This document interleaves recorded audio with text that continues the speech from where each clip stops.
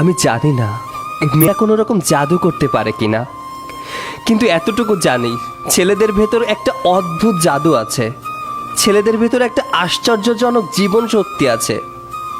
ছেলেরা অদ্ভুতভাবে কান্না জমিয়ে রাখতে পারে।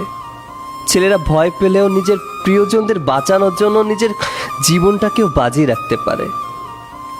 ছেলেরা নিজের পকেট খালি করে নিজের পছন্দের মানুষটাকে উপহার কিনে দিতে পারে।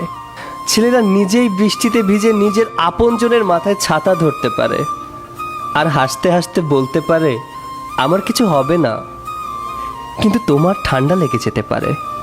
কিন্তু যখনই সেই মানুষটি ছেলেটির কোনো পরোয়া না করেই পরিবারের দোহাই দিয়ে অন্যের হয়ে যেতে চায়, সকল লজ্জা ভুলে একবার হলেও ছেলেটি বলবে, আমায় ছেড়ে যেও না, তোমায় ছাড়া হয়তো বেঁচে থাকবো, কিন্তু প্রতিদিন একবার হলেও রাতের বেলা মরে যেতে ইচ্ছে হবে, প্লিজ আমায় ছেড়ে যেও না।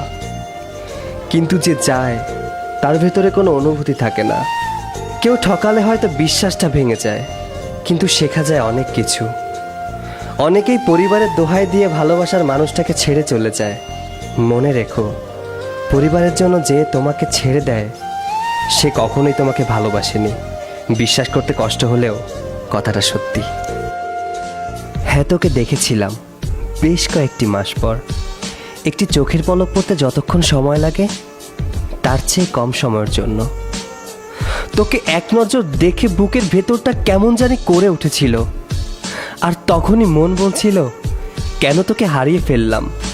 তোকে একটু দেখার জন্যই পাগলের মনটা দীর্ঘ কয়েকটি মাস অপেক্ষা করেছিল। তোকে একটু দেখব বলে কখনো ভাবিনি এত অল্প সময়ের জন্য তোকে দেখতে হবে। যদিও প্রেমটা ছিল 365 দিনের জন্য, তবে ভালোবাসাটা ছিল আকাশের চেয়েও বিশাল। তাই হয়তো তোকে ভোলা হয়নি। আর ভুলবই বা কিভাবে? ভালো তো বেসেছিলাম তোকে ভোলার জন্য নয়, অনন্তকাল কাছে পাবার জন্য তোকে ভালোবেসেছিলাম। কিন্তু নিষ্ঠুর পরিস্থিতি তা হতে দিল না। সময়ের ব্যবধানে নিয়তির খেলা হেরে গিয়েছি। এই আমি চেয়েছিলাম তুই ভালো থাক, সেটা আমার কাছে হোক বা অন্যের কাছে। দোয়া করি আল্লাহ যেন তোকে সব সময় ভালো রাখে। যেখানেই থাকিস ভালো থাকিস আর নিজের যত্ন নিস।